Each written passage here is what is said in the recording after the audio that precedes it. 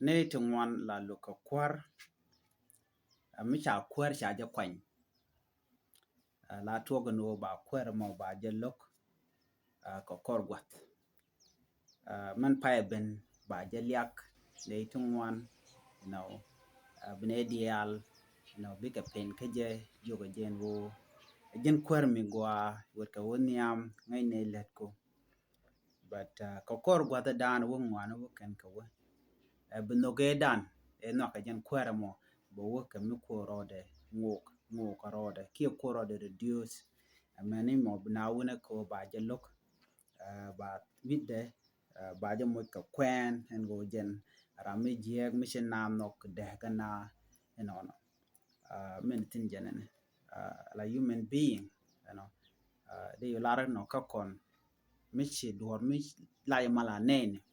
la ja lok la fede no makaji jamala no jene sha kul lar kore bible kan wone na changa jan twar ko twar wa jen kel mi choma long ki mi lim wa mi che cham ma chelere belong lo che liem de chela welong wa be la me ke todo no changa man go jan ta dana te ka kon tam kon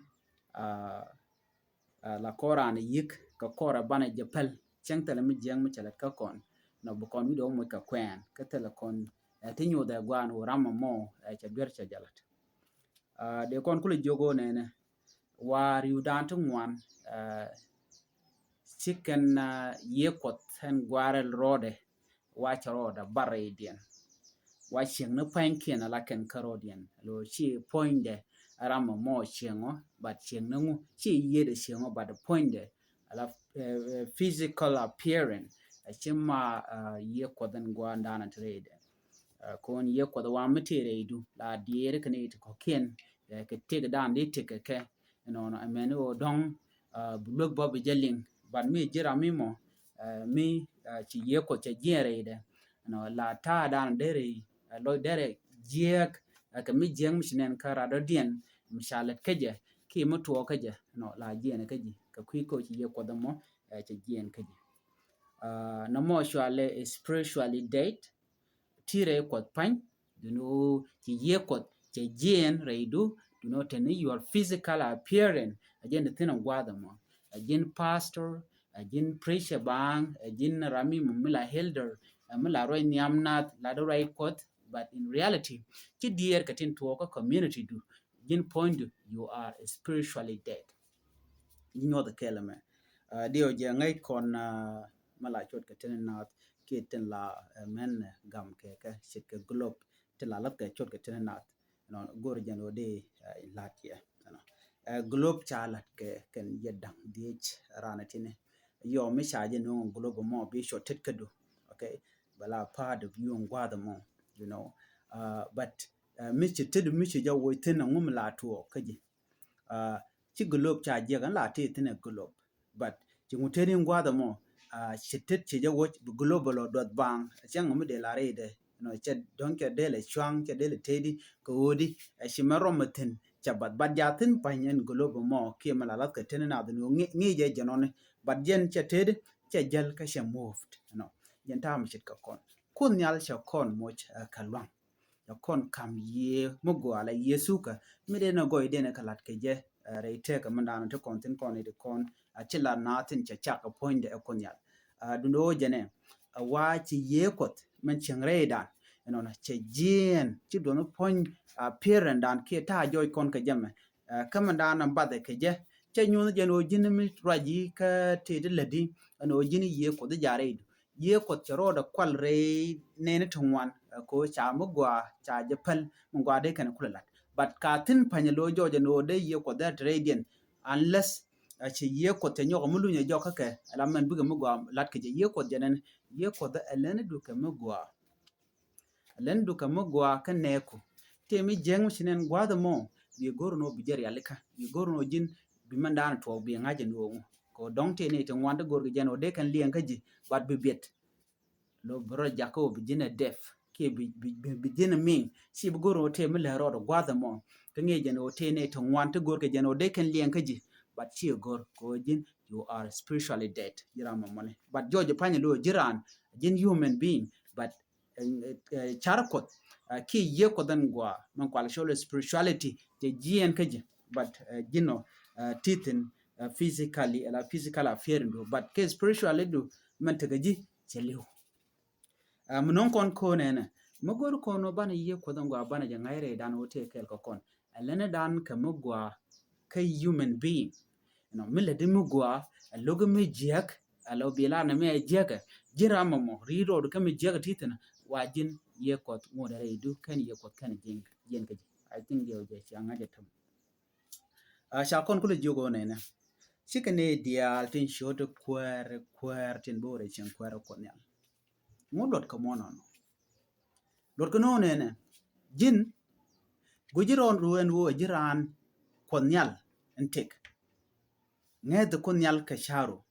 but she parwejen wo man kula ngad ko nyal eno gula nugdu karada diena mone rami mo me chuch rami mo me te gwa mi bech eno netin kon tin chuch ka cha jek shagalat warun kan ko jenderi kalok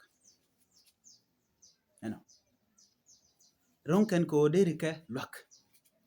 bane de kwale jogo no waka netin kon tin gwe karon woken teken ka power teken ka long malat ken o de karan ba de ken neger no e ka yiem sha kam ka kunya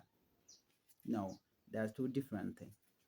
spirituality man gwaleti kana man kwala sholi ye gwan jeng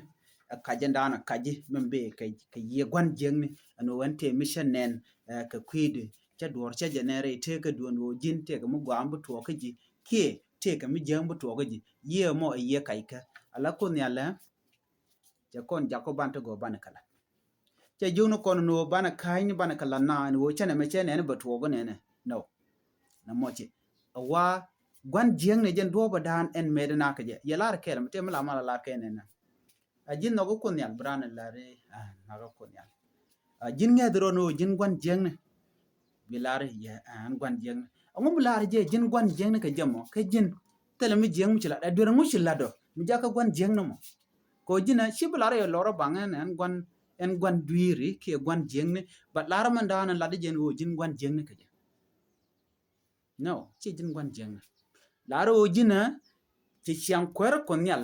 ci chubre take du ano shimi je ci delat so ngum la je no jin gwan duir mo ki jin gwan jeng kan ye no jin ci ye ko dan gwan right kon queen tame ci chubre lo adu lo rara dien ci de ge jor mi chuje ka ti ga do de ye kam dor de dier ka tik da ba special mi jin leader ko ne tin dier na kan tama kan ne de kon la kwar ordinary people like us ordinary people you know we are simply living life but on the process de kona look mi chana chu gwada da la na la ka lokate but kene la kwar wa ka ke wa kene ten kontin ba dweje long den gerne ten konon dong kule tene ken korin ko ka kene ten kon te power la kona ne ne tama bran bu kwer bi joge kwer go ne me let's say dong tele area dun tele je karabe area dun tele je piu area dun no tele je network so bungulen bibin ga kwar bi jo kwara kon tel naynama ma wi ka je odi o jen te ka long te ka power commissioner mon so the kwara ngwa them bero be ka chu choice bero turn into la bad boy ki bala good boy bad boy arami mo mede ye gwan jenge terede good boy arami mo mede ye kwara kon yal ko kon ragi kwiren tam terede mu wo ba je yalika je tok kwen ko jane ja dere mu me jiek we la no tel gwa bala tin bi ngaje no rama mo cherong ka kwer ka baje dwech one day cheng ne me chik kon ka binena ba ka dweje jojo but watu gwatin ba ka dweje jo of course it something ade kon jugo no nene chiang kwer ko nyal gor kon nok duka nok dakeji no jenta dan tin wo kon charan bula jor charan bu pal ban mi chiran che mi jek nen karan be jogu jina mi jega mo woje jega yarna gaje wa men jega longa wa elene du karade dien kule la de jek ban mi ram le jek jiram mo ka shi luk wa peri yene je jiram mo ne jiram no gatin jek den kon le de that is why she go no de look I've seen a lot of people ka kone chal ke na ana mi chiran ja mi jeg la te la chi ma ne be kana support ka jan le mi jeg menang na menek dor na de yen you are spiritually dead chia liu re yeka a chan kwen Bible 24/7 chia liu re yunka chia liu re yeka ala ye che liu re dun a chan bi miracle che tene ter bi perform wa chia liu kan ye ko ne ala ko ne lo ne a chan bi lar chen kere no han no a cha ye je ka tograr ka shodu a chan na cha ga lel ka shodu wajin mi le dor kere kai ka dundu ke liu e zero de kon jogo no ne gone je no bana char ka tin kon tin de tek dan de je nang niam ka de ne ko kien de ga tek je ka kon especially lam nya chere mi ka ne dong right now ngo de jin wan chere no ngo mi gor ka ka ne ka wa diru ka ne ku den jira ma cha cha ko ne ala no be ne ka be ga bot gwa mi gwa chima ram mo bulan tu jek ti cha den lot especially me je leader gor je bi charlong ngo mi gor ka why do I want to be a leader? You should ask yourself and no ngo mi gor ko be na kwer ka je take a goal, take objective, me take a mission. Mugori kwerke je walo ngungu mo gore kwere jen gore je mo bi kwer bi because I've seen a lot of people. Then larano ngak lenye ko na mo jen ye gwan jengne. You are spiritually dead, okay, my friend. So gore je wo bi angulel bi char kenyam ngumu gor neka gor kaneka. Kunyal ara lanet yalan kontin lanek netin kon lat ke mugwa. Kene de kon lat ke mijek ten buat ko rodian kor e ko ngungu baga ka gamwa jo mele mo mijek please as long as that person let me show the Lord community jung ne jin you are spiritually dead